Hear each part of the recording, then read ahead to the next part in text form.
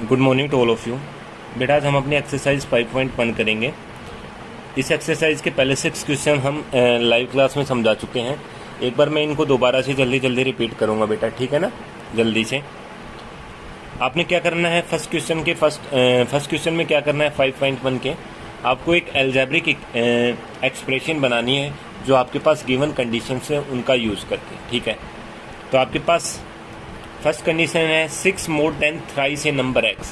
आपके पास कोई number x है, ठीक है, उसके 3 टाइम से कितना ज़्यादा, 6 ज़्यादा। तो x 3 टाइम किसी भी चीज़ का मतलब होता है उसको 3 से मल्टीप्लाई। तो x का 3 टाइम हो गया 3x, उससे 6 ज़्यादा तो प्लस 6, ठीक है। 5 time of x is subtracted from 13। x का 5 टाइम 13 में से माइनस किया जाता है। तो x का 5 टाइम हो गया 5x, उसको किस में से माइनस किया जाता है 13 में से। तो 13 minus 5x। The number x and y both squared and added. x और y दोनों नंबर उनका स्क्वायर किया गया है और उनको क्या किया गया है, ऐड किया गया है। तो x का तो स्क्वायर हो गया x स्क्वायर और y का हो गया y स्क्वायर, उसको क्या कर दिया गया, प्लस कर दिया गया। तो क्या आ गया आपके पास x square plus y square. Number 7 is added to 3 times the product of p and q। 7 को ऐड किया गया है, ठीक है। 7 को किसके अंदर ऐड किया गया है, 3 टाइम्स किसके प्रोडक्ट में से, p और q के। तो p और q का प्रोडक्ट का मतलब उनकी मल्टीप्लाई।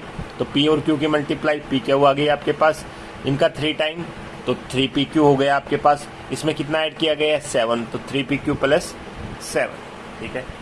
आगे वाले पार्ट आप खुद करेंगे बेटा, ठीक है।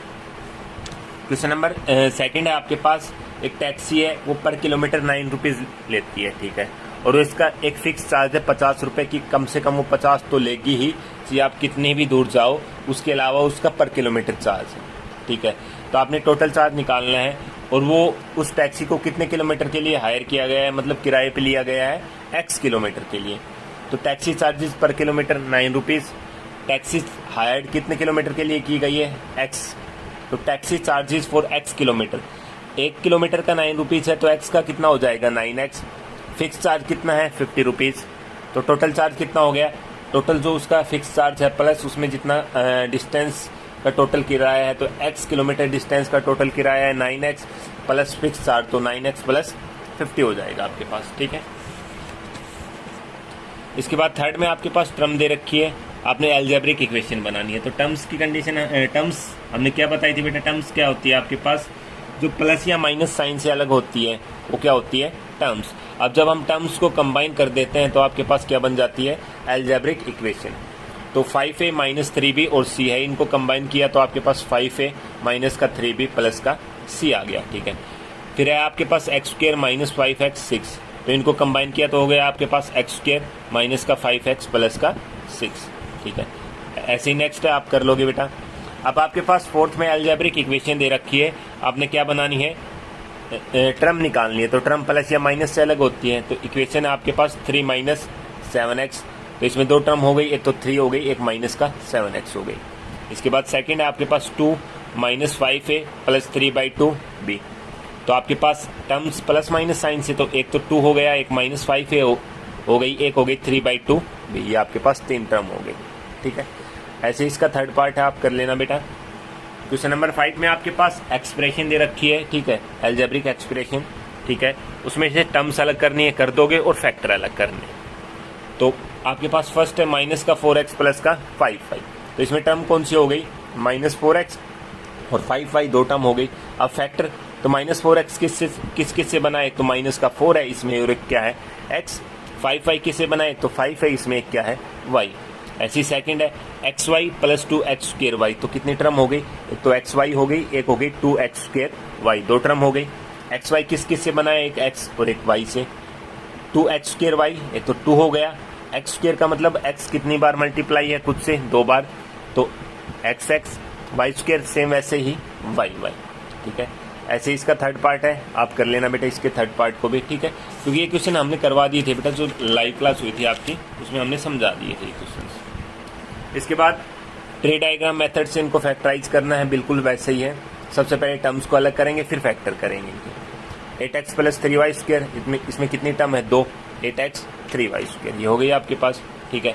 अब इनको करें, 8x किस से बना है, एक तो 8 है इसमें, एक x है, 3y² किससे बना है? तो 3 है इसमें, y, ठीक है। y माइनस y³ इसमें क्या हो गया? एक तो y आ गया और एक क्या आ गया? माइनस का y³ आ गया, ठीक है। तो इसमें क्या हो गया? y³ का मतलब y खुद से ही कितनी बार मल्टीप्लाई है? 3 बार। सो y यदि इसके आगे कोई नंबर नहीं है तो क्या माना जाता है बेटा? 1 माना जाता है। तो 1 क्या आ गया आपके पास? माइनस का। किसका आ गया? माइनस का, ठीक है। सेम ऐसे ही है 5xy² प्लस 7x²y, सेम ऐसे ही है ये भी, ठीक है। तो दो टर्म हो गई, एक तो 5xy², एक हो गई 7x²y आपके पास। तो आपके पास फैक्टर क्या हो गया इसका? 5xy 7xy, ठीक है। लास्ट वाला पार्ट बेटा आप खुद कर लेना, आसान है बिल्कुल, ठीक है। सेम ऐसे इसमें भी 3 टर्म हो गई, तीनों का हम अलग अलग लिख देंगे, फिर इनके क्या कर देंगे? फैक्टर कर देंगे, ठीक है। ये काम हम पहले करवा चुके थे बेटा। अब आज हम स्टार्ट करेंगे क्वेश्चन नंबर 7 से, ठीक है। अब हमें क्या बताना है बेटा? क्वेश्चन नंबर 7 में क्या बताना है आपके पास? न्यूमेरिकल कोफिशिएंट बताना है। न्यूमेरिकल कोफिशिएंट होता है बेटा नंबर वाला, जो आपके पास काउंटिंग होती है, ठीक है, उसको बोलते हैं न्यूमेरिकल कोफिशिएंट। तो आपके पास जो माइनस का 7x है, ठीक है, माइनस का क्या है? 7x। तो इसके साथ न्यूमेरिकल कोफिशिएंट क्या है? माइनस का 7। जो काउंटिंग वाले जो नंबर होते हैं या जो काउंटिंग होती है वो न्यूमेरिकल कोफिशिएंट होते हैं। तो x के साथ क्या है न्यूमेरिकल कोफिशिएंट? -7। यहाँ पे न्यूमेरिकल कोफिशिएंट क्या हो गया? माइनस का 2। यहाँ पे क्या हो गया बेटा? 6। यहाँ पे क्या हो गया? 2/3, ठीक है। क्वेश्चन नंबर 8 में बताना है आपको कोफिशिएंट ऑफ x, ठीक है। कोफिशिएंट क्या होता है? आपके पास जो भी कोफिशिएंट पूछा गया है, मतलब जिस भी नंबर का कोफिशिएंट पूछा गया है, उस नंबर को छोड़ के जो भी बच गया है वो क्या होगा? उसका कोफिशिएंट, ठीक है। जिस भी नंबर का कोफिशिएंट पूछा गया है, उस नंबर के अलावा जो भी सारी चीजें बच गई वो उस नंबर की क्या होंगी? कोफिशिएंट। तो -4b x में x का कोफिशिएंट पूछा है, तो x को छोड़ के क्या क्या बच गया यहाँ पे? -4b, ठीक है। 5xy इसमें x का ही पूछा है, तो x को छोड़ के क्या बच गया? 5yz। x है, x को छोड़ दिया तो क्या बच गया? माइनस का निशान, और कुछ भी साथ नहीं है तो 1 माइनस का 1। 3x²y, एक x कितनी बार है यहाँ पे? 2 बार है बेटा। कितनी बार है? 2 बार। तो एक x हटा दिया क्योंकि x का तो पूछा है, तो आपके पास क्या बच गया? एक तो माइनस का 3 बच गया, 2 टाइम x है तो एक x बच गया और एक y, -3xy, ठीक है। इसके बाद क्वेश्चन नंबर 9 में है आपके पास टर्म दे रखी है बेटा, ठीक है। आपके पास कौन सी टर्म है? -7xy²z³। ये आपके पास टर्म दे रखी है पूरी, ठीक है, ये टर्म है। इसमें आपने कोफिशिएंट बताना है। सबसे पहले किसका बताना है बेटा? 7x का। तो 7x के अलावा जो भी बच गया, तो 7x को हटा दिया हमने, एक तो माइनस का निशान बच गया, एक y² बच गया, एक z³ बच गया। आपने बस ये बात याद रखनी, कोफिशिएंट क्या होता है? उस नंबर को छोड़ के उसके अलावा जो भी वहाँ पे है वो क्या होगा? उसका कोफिशिएंट। इसके बाद -xy² का पूछा गया है, तो माइनस का निशान भी हट गया, एक x भी हट गया, y² भी हट गया, तो क्या बच गया? 7 और z³। ऐसे ये है coefficient of x y z। एक तो x भी हट गया, तो x हट गया तो उससे पहले क्या है? माइनस का 7, x हट गया, x एक बार ही है, एक y हट गया, y कितनी बार है? 2 बार, तो एक y बच गया। z 3 बार है, एक बार हट गया, कितनी बार बच गया? 2 बार, तो -7yz²। अब पूछा गया है 7yz² का, तो 7 माइनस नहीं है तो एक तो माइनस का निशान हो गया, x y² 2 बार है तो एक y बच गया, z 3 बार है यहाँ पे, 2 बार है यहाँ पे तो एक बार बच गया। तो इसका कोफिशिएंट क्या आ गया? -xyz, ठीक है। इसमें क्या करना है बेटा? आपने नॉन कांस्टेंट टर्म बतानी है और उनके न्यूमेरिकल कोफिशिएंट बताने हैं। नॉन कांस्टेंट मतलब जो खाली काउंटिंग वाली है उनको छोड़ के जो टर्म है वो बतानी है, और उस टर्म के साथ जो कोफिशिएंट है, जो कांस्टेंट कोफिशिएंट है, कांस्टेंट टर्म है, वो बतानी है। न्यूमेरिकल कांस्टेंट या न्यूमेरिकल एक ही चीज होती है।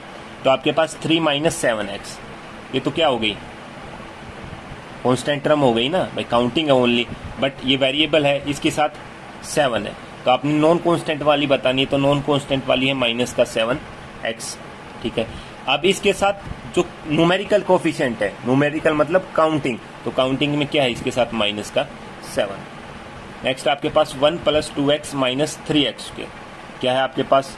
ये नहीं लेनी हमें, तो नॉन कांस्टेंट लेनी है, तो एक हो गया 2x, एक -3x²। अब इनके साथ कांस्टेंट या न्यूमेरिकल कोफिशिएंट कौन सा है? इसके साथ 2 है, इसके साथ -3 है। नेक्स्ट आपके पास 1.2a प्लस 0.8b, ये है आपके पास, ठीक है। तो इसके साथ एक तो हो गई आपके पास 1.2a, एक हो गई 0.8b, नॉन कांस्टेंट वाली है a, तो इसके साथ कांस्टेंट क्या आ गया 1.2, इसके साथ कितना आ गया 0.8, ठीक है।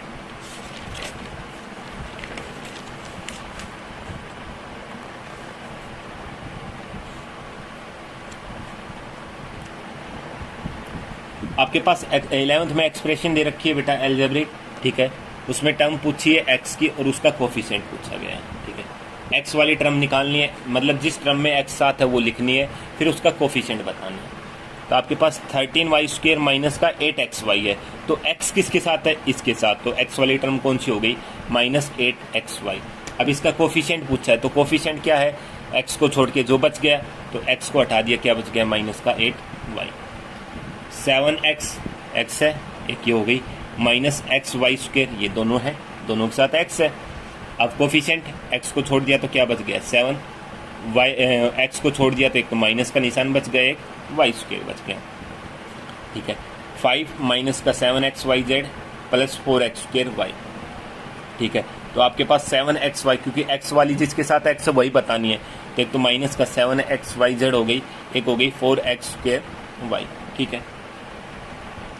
x का कोफिशिएंट बताना है हमें, तो x को छोड़ दो, x को छोड़ा तो माइनस का 7yz, और इसके बाद आपके पास क्या बच गया इसमें 4, 2 बार x है तो एक बार बताना, एक बार तो हमने निकाल लिया क्योंकि एक x का ही पूछा है, तो एक x तो हट गया, एक बच गया 4xy आपके पास, ठीक है बेटा। क्वेश्चन नंबर 11 तक करने हैं आपने, ठीक है।